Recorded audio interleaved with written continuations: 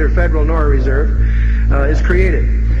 It was planned at a secret meeting in 1910 on Jekyll Island in Georgia by a group of bankers and politicians, including Colonel House.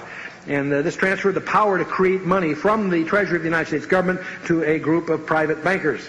It is probably the largest generator of debt in the world.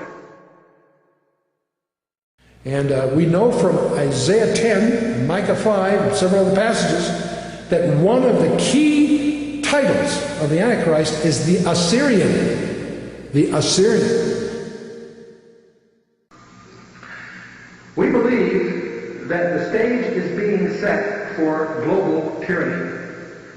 We're seeing the positioning going on that's going to make it very, very easy for a world dictator to take control of the structure. We know that Scripture describes just that, a world leader taking over a federation of global states. We're going to look carefully at both Seleucus and Ptolemy because it unveils what's coming on our own horizon. We're going to look in Daniel 11, from verses 5 to 35, is a detailed rundown of the tensions between Seleucus and Ptolemy. Seleucus being called there the kings of the north, Ptolemy called the kings of the south in Daniel 11.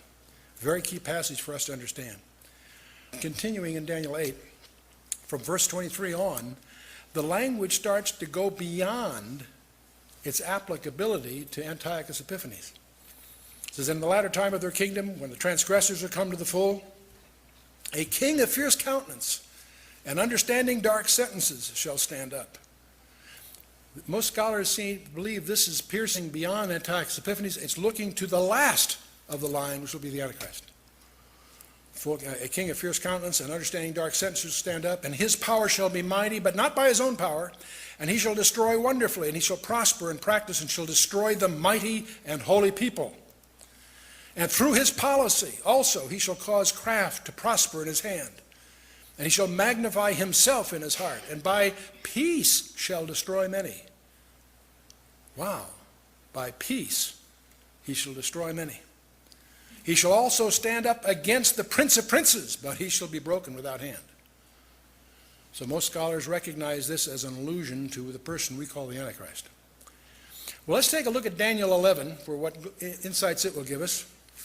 The first two verses talk about the Persian Empire, and I won't go through the list of these, although there's some very important people here. Not only Cyrus, who's detailed in Daniel 5, and also Isaiah 45. There's a letter written to him by name by God 150 years before he's born. Xerxes I is probably we believe is the king of Esther, the book of Esther. And Artaxerxes Longimanus is the one that triggers the 70-week prophecy of Daniel. He gave Nehemiah the authority to rebuild the city.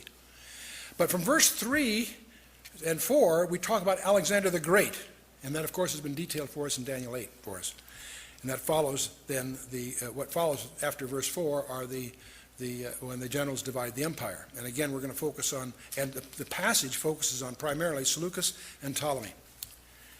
And I won't take you through the details because we don't have time, but if you look through 5 through 35, you'll discover that there's kings of the south fighting the kings of the north, and the details there fit history so precisely that critics of the Bible have tried to argue that Daniel must be a fraud and must have been written after the fact. That overlooks the fact that long before this list is over, the entire Old Testament is translated into Greek. So it's hard for someone to forge into an already translated and widely distributed set of documents, but that's obviously nonsense. But the Ptolemies, we go through 6 cycles of the Ptolemies, and we go through 8 cycles of the Seleucids. But the most notable one is the last one, Antiochus Epiphanes, because he's so prominent in triggering the rebellion in Israel. So we'll leave it at that. But from verse 36 on now, we're talking about Antiochus Epiphanes again, but here again, the language will go far beyond Antiochus himself. Let's take a look at it. Verse 36, and the king shall do according to his will. There's the willful king. And he shall exalt himself and magnify himself above every god, and shall speak marvelous things against the God of gods, and shall prosper till the indignation be accomplished. For that which is determined shall be done. Now this can be applied sort of to Antiochus Epiphanes, but the language seems to go far beyond anything he did. Neither shall he regard the God of his fathers, nor the desire of women, nor regard any god, for he shall magnify himself above all. And in his estate shall he honor the God of forces, and a God whom his fathers knew not shall he honor with gold and silver and with precious stones and pleasant things. Thus shall he do in the most strongholds with a strange God, whom he shall acknowledge and increase with glory, and he shall cause them to rule over many, and shall divide the land for gain.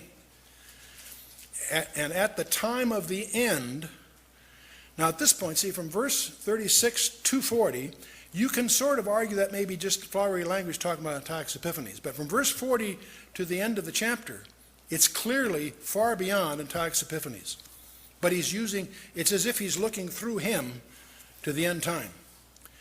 And at the time of the end shall the king of the south push at him, and the king of the north shall come against him like a whirlwind with chariots, and with horsemen and with many ships, and he shall enter into the countries and shall overflow and pass over. He shall also enter into the glorious land, and many countries shall be overthrown. But these shall escape out of his hand, Edom and Moab and the chief children of Ammon. Boy, that's a strange thing. This particular piece of ground, which we today would call Jordan, for some reason eludes his grasp. Most scholars speculate that it's to give the remnant a place to flee to. But that's conjecture. He shall stretch forth his hand also upon the countries, and the land of Egypt shall not escape, and he shall have power over the treasures of gold and of silver, and over all the precious things of Egypt, and the Libyans and the Ethiopians shall be at his steps. But tidings out of the east and out of the north shall trouble him. Now that's kind of interesting, especially if you've been following world events and you understand the Shanghai Pact, where China and Russia have joined forces against the United States by treaty, joined by most of the players in Central Asia. And when NATO redefined itself as a global police force in 1999, that chilled not only our enemies but also our allies. But China and Russia and most of Central Asia signed the Shanghai Pact. And it's interesting that the threat he sees here comes out of the east and out of the north. Shall trouble him. Therefore he shall go forth with great fury to destroy and utterly to make away many. And he shall plant the tabernacles of his palace between the seas in the glorious holy mountain. Yet, and it's interesting, most scholars recognize that must mean between the Dead Sea and the Mediterranean. And some scholars speculate that may somehow involve the temple that's described in the last few chapters of Ezekiel, because that temple is not in Jerusalem. And so there are speculations about that deserve some study. He shall plant his tabernacles of his palace between the seas and the glorious holy mountain. Yet he shall come to his end, and none shall help him. Well, let's shift now, and let's take a look at the book of Revelation. Chapter 13, of course, is the main passage of the Antichrist in the book of Revelation. The first two verses, John says, I stood upon the sand of the sea, and I saw a beast rise up out of the sea, having 7 heads and 10 horns. And upon his horns 10 crowns. And upon his heads the name of blasphemy.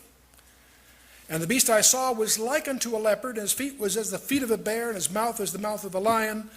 And the dragon gave him his power, his seat, and his great authority. Who's the dragon? From the previous chapter, chapter 12, verse 9, it's identified, of course, as none other than Satan. But there's something else that's noteworthy here. You notice that there's a leopard, a bear, and a lion.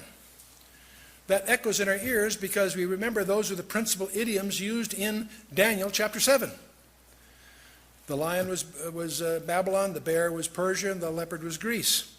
But you notice they're in the backward order here. See, when Daniel was given the vision, it was yet future. John is looking backward in time, so they're inverted.